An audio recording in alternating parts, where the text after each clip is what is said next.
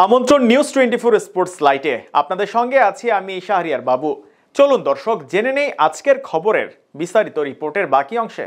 বড় আসর আসলেই একের পর এক বিপদ টেনে ধরে বাংলাদেশকে। কখনো বা ইনজুরি, আবার সঙ্গে তো অফ ফর্ম আছেই। একের পর এক টপ অর্ডার ব্যর্থতার মাঝেই চলছে বাংলাদেশের খেলোয়াড়েরা। এদিকে এই ব্যর্থতার ভিতরেই বড় দুঃসংবাদ। হয়তো এই দুঃসংবাদটা এসেছে অধিনায়ক নাজমুল হোসেন শান্তর ভুল ডিসিশনের কারণেই। কেননা ভারতের বিপক্ষে প্রস্তুতি ম্যাচে বাংলাদেশের এই নির্ভরযোগ্য খেলোয়াড়টিকে রেস্টে রেখে হাতে যে অপশনাল খেলোয়াড় ছিল তাদের দিয়ে খেলাতেই পারত। যাই হোক, জিম্বাবুয়ে সিরিজে চোটে পড়ার পর তাসকিন আহমেদকে বিশ্বকাপে পাওয়া যাবে কিনা সেই শঙ্কা নিয়ে যুক্তরাষ্ট্রে উড়াল দিয়েছিল বাংলাদেশ দল। তবে টি-20তে টাইগারদের নতুন এই সহ অধিনায়ককে প্রথম ম্যাচ থেকে পাওয়ার আশা রয়েছে। এরই মাঝে নতুন দুঃসংবাদ হাজির। প্রথম ম্যাচে খেলা নিয়ে শঙ্কা রয়েছে ভারতের বিপক্ষে প্রস্তুতি ম্যাচে চোটে পড়া শরীফুল ইসলামের।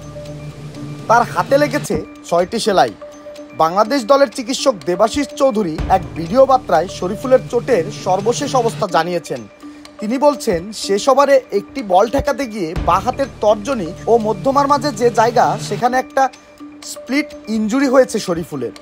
মাঠে প্রাথমিক পরিচর্যার পর তাকে ম্যাচ শেষে নাসাউ ইউনিভার্সিটি মেডিকেল সেন্টারে নিয়ে যাওয়া হয়। তার মাঠে ফেরার সময়টা এখনও নিশ্চিত নয় বলেও জানিয়েছেন বিসিবির এই চিকিৎসক। ওর ক্ষতস্থানে হ্যান্ড সার্জনের তত্ত্বাবধানে 6টা সেলাই করা হয়েছে। 2 দিন পর আমরা আবারও হ্যান্ড সার্জনের কাছে যাব। তখন আমরা আসলে বুঝতে পারবো যে ওর ফিরতে কত সময় লাগবে। এদিকে যুক্তরাষ্ট্রের ডালাসে স্বাগতিকদের সঙ্গে কানাডার উদ্বোধনী ম্যাচ দিয়ে শুরু হয়ে গেছে টি-20 বিশ্বকাপ, যেখানে একঝাঁক রেকর্ড গড়ে আয়োজক দেশটি অভিষেক বিশ্বকাপ আসর শুরু করেছে। এর আগের দিন শনিবার শেষ প্রস্তুতি ম্যাচে ভারতের মুখোমুখি হয়েছিল বাংলাদেশ। ম্যাচটিতে ব্যাটিং ব্যর্থতায় 60 রানের বড় হারই দেখেছে টাইগাররা। তবে সেই হারের চেয়েও বড় ক্ষত হয়ে দেখা দিয়েছে শেষ দিকে পাওয়া শরীফুলের চোট। ভারতের 182 রান করা ম্যাচটিতেও দুর্দান্ত নিয়ন্ত্রিত বোলিং করেছেন বাঁহাতি এই পেসার। 3.5 ওভারে তিনি 1 উইকেট নিয়ে 26 রান দেন। এরপর নিজের শেষ বলটি করার সময় হার্দিক পান্ডিয়ার একটি ফিরতি বল ঠেকাতে গিয়ে নিজের বোলিং হাতেই চোট পান শরীফুল। ফলে শেষ বল আর করতে পারেননি তিনি, উঠিয়ে নেওয়া হয় মাঠ থেকে।